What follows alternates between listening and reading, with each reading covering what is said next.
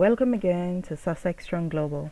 Prince Harry was spotted recently at the Super Bowl game with his cousin Eugenie and countless other A-listers when the parents of famous country singer requested a photo with Prince Harry because of his uncanny resemblance to the Duke of Sussex. He had a humorous meeting. Singer Mickey Guyton performed the U.S. national anthem at SoFi Stadium, signaled the beginning of the game between the Los Angeles Rams and the Cincinnati Bengals. Mickey's parents ran up to Prince Harry as she was returning to the VIP section after her performance. Her parents, on the other hand, were ignorant that the look-alike in front of them was indeed Prince Harry and proceeded to take selfie because of his uncanny resemblance. Her mother even questioned the Duke whether anybody had noticed how close his appearance was to Prince Harry. I'm sure Harry had a very good laugh during that meeting. After that, Harry met up with Cedric the Entertainer and posed with pictures when they were both invited after the team's victory to the Los Angeles Rams locker room. Cedric and the Duke of Sussex were invited by the Los Angeles Rams. Taking to Twitter, the comedian shared multiple photos from inside the locker room, one showing his meeting with Prince Harry. Now on to our next story. This week, after the Interior Ministry declined Prince Harry's request for UK protection for both him and his family, his wife and children, the Duke of Sussex filed a court review. The couple have their own private security team in the US, but Prince Harry stated that they do not have adequate jurisdiction or access to UK intelligence necessary to keep his family safe. Now, basically what I understand is that private security in the UK are not allowed to be armed. So that is what Prince Harry wants, an armed security team so that his family can feel safe when they visit, and I don't think that is unreasonable of him to want safety, because based on a lot of fixated persons that have been exposed recently, they do need a lot of security. Harry's lawyer, Shahid Fatima, she stated that this claim is about the fact that the claimant does not feel safe when he's in the UK. It goes without saying that he does want to come back to see close family and friends and to continue to support the charities that are close to his heart. And I'm going to also add that Harry's mother is buried in the UK. I am sure he wants to bring his kids to visit her grave as well. Most of all, Fatima went on, most of all, this is and always will be his home. So following the court hearing, the Sussex Squad, global supporters of Harry and Meghan, discovered and posted a video showing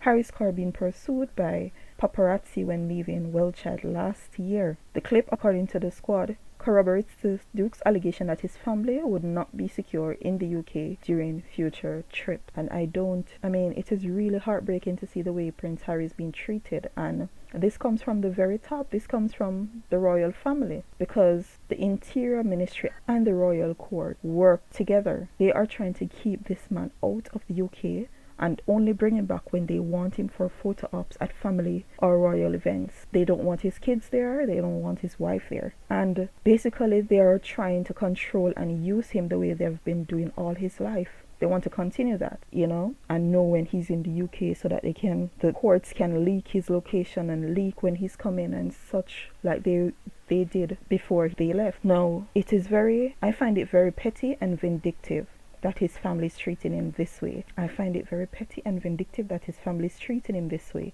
Prince Harry is a veteran of war. The man went to Iraq. He represented his country. He defended his country. He spent 10 years on the front line fighting for his country. The same country that has so easily turned against him by the UK media. No other royal spent 10 years in the army. I know Prince Edward spent like 2 weeks or something. The Queen spent 2 months, but no other royal spent 10 years on front line, putting their lives in danger, fighting for their country. And he would have stayed longer had his location not been leaked by the royal court and the tabloids, So it is really a double standard going on here, because the world can't help noticing that Prince Andrew has all his perks. He still has royal security, 300,000 according to them a year, but we both know that when they say 300,000, they probably mean 2 or 3 times that amount. He still has his house. Nobody's forcing him to pay back taxpayer funds on refurbishment of his home, and his home was refurbished some time ago. No one is telling him to leave, put up or leave. They are actually protecting him. There's actually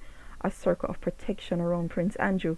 The tabloids aren't reporting on his case with so much anger and hatred and vindictiveness the way they did when they were leaking or accusing Meghan of breaking royal protocols, you know. So there's a lot of double standard here. Why the Queen's found, well, they reported that it's 12 million, but I saw persons doing the math on social media, and they're talking about how much Virginia's lawyers will be getting, how much will be going to her charity, and it is way more than $12 million. The way they want us to believe, way more than 12 million. And it is really heartbreaking to see Prince Harry on his own fighting, but Andrew is 60 years old and he's still getting protection. People were saying that Prince Harry was 37 and he can take care of himself. Well, Andrew is 60 years old and he's still being taken care of by the royal family. You know, these people stir up taxpayers so much by lying about everything, that Meghan was overspending when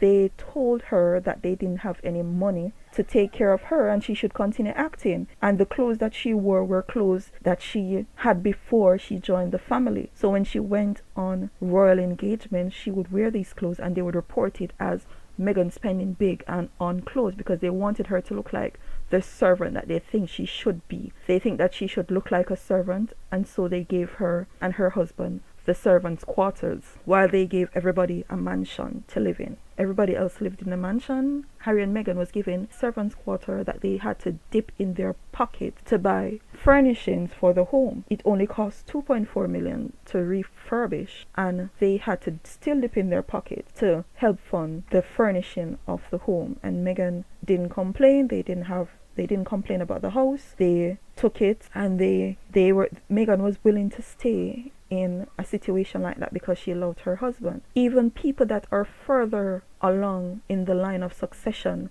received mansions, but Harry married a biracial woman and he received a former servant's quarters. It was really disgraceful, and I'm sure that Harry was heartbroken the way his family treated him, because he didn't marry a quote-unquote English rose. He married a woman of color, so they wanted to treat her and him like servants, you know. And this is what is going on, because it is more of a crime to marry a woman of color or a person of color than it is to be mixed up and embroiled in a child sex trafficking ring, the way Andrew was. I'm going to stop talking about Andrew because this is just not the channel for it, but I am really upset the way that these people are gaslighting Prince Harry at every turn. So now all of a sudden Harry's the one that is stressing out the Queen, and not Andrew, that was actually accused of a crime, you know. So much gaslighting here. But anyway, that's it for now. Remember, let's not just aim to be strong. Let's aim to be Sussex strong. And until next time, goodbye.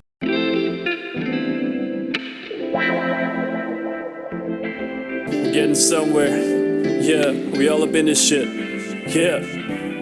I ain't the type to settle down with a wife and kid. I live for the grind, and I grind to live. I wanna do the things that matter to me. Live like a good king, as life brings the good things. It's easy to get blinded by the stressing, and forget that every day is another blessing. No matter how many mistakes you make, life just keeps giving you another day. No rest for the ones that be grinding, and respect to my homies who be fighting in a war that will never end, in the pursuit to be better men. But then again, there's nothing to hold you back except yourself. You're caught up in the sauce on the road to hell. It's a slippery slope if you fall asleep. Why don't you fall asleep on me?